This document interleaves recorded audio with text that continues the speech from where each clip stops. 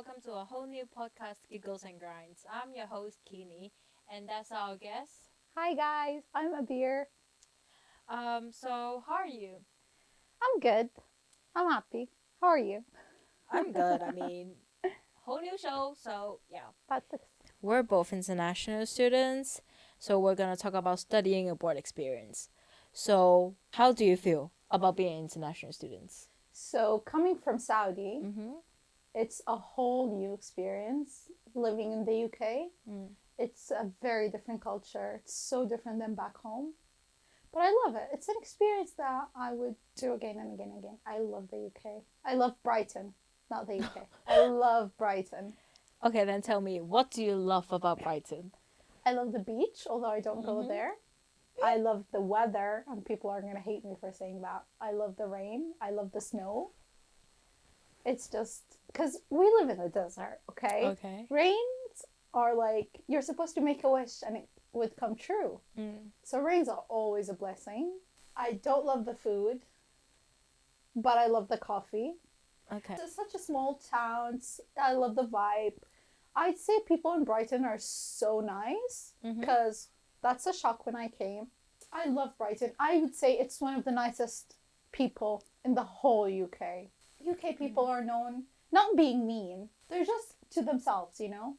I mean, I can't say I disagree, but I won't say I agree as well. Do you know, like people in like Brighton in general, they're very nice. They are. So I agree what you were saying, but I mean the whole UK, I really don't know about it. So you being an international student, there's gonna be like some like really, you know, tough moments or chaos. How you go through those chaos? I think, well, it depends on the person, right? Like Mm. everyone go through struggles differently. My way to let out my stress, because it's very stressful being an international student, it's very stressful. Mm-hmm. So I think my way is to cry whenever I'm like overwhelmed. So crying is my stress relief. You know, being far from your family, being alone in a country you've never been to before. There is also the money struggling, homesick. You get homesick, you miss the food. So my way is to cry to my mom and my friends. Yeah, it's still like a way to Let out. let the negative energy out. We just want the positive. How would you don't cry. I don't really like crying in general. You don't. I know that it's serious when you cry. Unlike me. I just True. laugh. You laugh when I cry because you know it's a routine thing. Because I believe one thing is like when you laugh about like chaos and stuff, it's gonna go by easily. Okay. But if you cry about it, I feel like it's just gonna make the whole situation Worse? 10 times worse. I don't know, it's just me because I've been staying here for quite a while. So like when I first came here, I was like what, like 15, 16? So it's like I have to like You were really young when you came. yeah, so I need to just like go through everything all by myself. Like I still remember like the first 2 weeks in boarding school. Every night I cry about it Okay. to a point it's like I actually can't open my eyes. So it's like I feel like that was like the worst 2 weeks of my whole life. Oh my god. And from that point, I was like, you know what? I'm not gonna cry over this again, cause it's very exhausting. Cause you can't control how the thing's gonna See, go. we see it in different views. So You think crying makes it worse. I think Yeah. crying makes it easy. Because I'm sad. I'll cry about it and then I'll get over it. Mhm. And then we're done. For me, it's a way to make, okay, I acknowledge the feeling. Mhm. I'm feeling sad. I'll cry about it. I'll give it a time. And then done. Even if I can fix it or can't fix it. Either ways, I'll let it go. Yeah. But I need to let it out. Like I'm very used to just Suck it up. suck it up Yeah, you always tell me, Like, suck it suck up. it up, I feel like it's the best phrase ever. Okay. It just teach you how to be like tough, you know, like I realize you always tell me to suck it up, and I always tell you to let it out.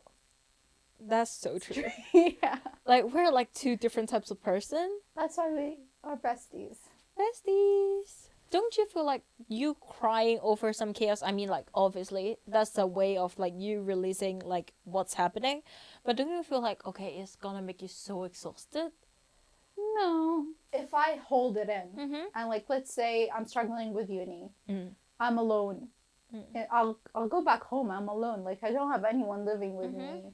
My friends are in London, so it's like if I kept it in and kept it in and kept it in, I might blow up one day on the tiniest thing. So I give every problem it time to feel the feelings. Like, I don't have to suck it up. I can just feel it, get over it, deal with it, and then I'll be fine later. Since I came to the UK, like getting to know people from different cultures also taught me a lot. Not gonna lie, like I don't think if I didn't came to the UK, I don't think I'll ever experience what you're experiencing now. Yeah, exactly. Would you ever imagine being friends with an Arab girl from Saudi? No offense, but never. Yeah, exactly. Never in my whole life. What is something like very like valuable for you in this whole studying abroad experience? Something valuable I got from experiencing the whole studying abroad, I'd say the first two things that come up to my mind right now is the independency that I've learned how to be, and also friendship. Because, as I said, coming from an Arab house, coming from an Arab family, I'm not going to say you're not independent, but you're very spoiled. Yeah, that's what I would say, to be honest. Not in a bad way. I love it. I wish I can go back to it. Every time I visit, I'm like, spoil me more, please. I don't want to be independent, strong woman anymore. It's like there's not enough like spoiling. No. Especially after struggling in the UK, I need it. Every time I go back to my dad, I'm like, I don't want to be independent, strong woman anymore. Just for like the small vacation time. But coming to the UK taught me so much about being independent, because you basically have to do everything, even stuff that I've never done in home, from bills to groceries to managing your money. Like, back home you don't pay for your bills, you don't pay for your groceries, you don't pay for your gas for the car, you don't pay for anything. So all the money that you get, you just spend it on yourself and the fun stuff. But in the UK, you have this budget that you need to have priorities. You also need to, like, if you didn't go buy groceries, no one's going to do it for you. If you didn't do your dishes, no one's going to do it for you. So you need to learn how to be independent and how to be in control of your life. You need to like have everything very organized to be able to survive. Yeah, because you're living on your own now. Yes. So like you need to control about the money, and you need to control like, okay, like the time management, and it's like, okay, what am I gonna do? How am I gonna plan out my days when I don't have uni, like to do my work, my assignment and everything. So exactly. It's like that's adulthood. For it me, is. it's like, but I don't think I would have experienced it if I was still back home. Because I'm very thankful, okay? I'm so thankful. But we had a nanny that used to cook for us when we come back from uni, do our laundry, do our bedrooms, cleaned. We had a driver that would go buy us our groceries. Like, if I studied uni back home, I would have not experienced the independency that I would have experienced in the UK. That's also something I was shocked when I came here, because that's very uncommon. And it's so common back home. It's rare that you don't find these stuff. I just feel like here it's like everyone's so independent. They are so independent. Like, people start working since they were 14 and 15. And people move out of their family house when they're 18. But I mean, like, that's something like really good though. For me, I love that. Like, I love the independency. But on the other hand, obviously, like, when it's so tough, you just miss your family, you want to be spoiled. But that independency that you learn here It's is great. like once in a lifetime experience. I Seriously. agree. I love it. I'm like, it's something that I'm thankful for Mm. of this experience. You also mentioned like about friends. Yes.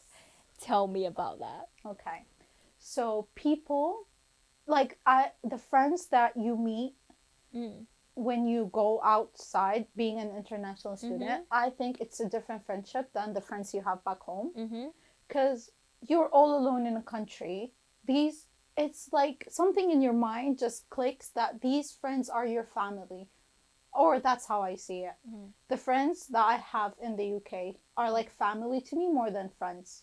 Because they go through everything you go through like a family. You know, like when you're sick, they're there. They take you to the hospital. They stay with you. They cook for you. They help you. They do stuff that is bigger than friendship. You know, it's like a step up than a normal friendship that you just hang out with and cry to when you're sad. Yeah. They're like a family, a chosen family.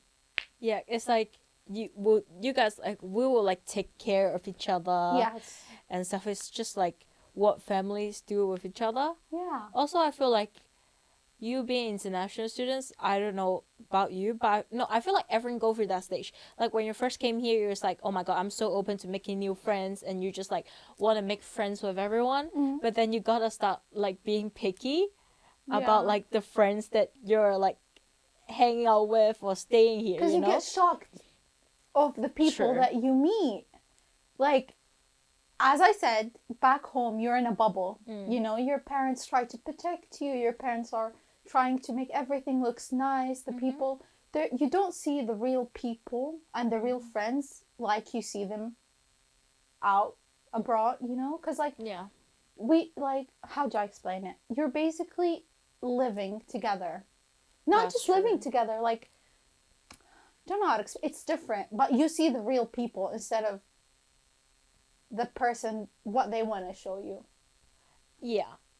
I feel like it's just like, because everyone here is all alone. And when you find those type of like friends, you just want to like stick with them, you know? So it's just like those friends are like making you better instead of making you like more shady person that you are, you know? And everyone has been through that. So I feel like, this like, one friend that everyone have in their life that makes them regret having friends at some point. I mean, that's true, but I mean, like, that's also like a life lesson. Because you have your like small society where you live that you don't go out of, you know, like these small circle where you live, or like in the school that you went to. It's like they all come from the same mindset of people. But when you go abroad, these are people that didn't grow up the same as you, didn't raise the same as you. They're not the same. They are not brought up the same way you are, you know? Like, it's not always a bad thing, but it's also sometimes it's bad because they're not the same. They're not your people, basically. Yeah, I mean, like, from every country and all the people you meet, obviously, like, how you think is gonna be different. But I just feel like if you find what you meant by, like, oh, your people, it's just gonna, like, how let's go. It is. It will just link, you know? Like, most of the people that are my family now in the UK, I don't even remember when it clicked. It just did. It just happened. And happened. they became family. I met you the first day you came to the Brighton. Yeah. Do you remember the moment that we became friends? I can't, to be honest. Me neither. I really can't. You will find your people. It's not hard. You will find your people. Like, eventually. Yes, eventually. No matter the time, eventually you will find the people. Yes. You just need to be picky and smart. Okay. What advice you gonna give to people that they're deciding to study abroad, or like they are struggling as well? Okay. How you're gonna like give them the advice? I would tell them that no matter how homesick you get, no matter how low you feel, how sad you are, just remember the goal and the reason you came, and try to keep that in mind and let it be the push that you need to overcome all the bad stuff that you've been through. Remember that it's an experience not everyone is lucky to have.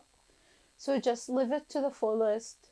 Remember that days, like every day is a new start of a new start for you to live. Yeah. So don't just get stuck and lose hope and lose the spark that you came with. Just remember, it will go, it will pass. Be strong and remember the goal that you came here to do. Yeah, I mean, true. Make your family proud. Yeah, I mean, true. Like, I feel like this is like a once in a lifetime experience type of situation. It is. So I feel like you being here, you're lucky enough.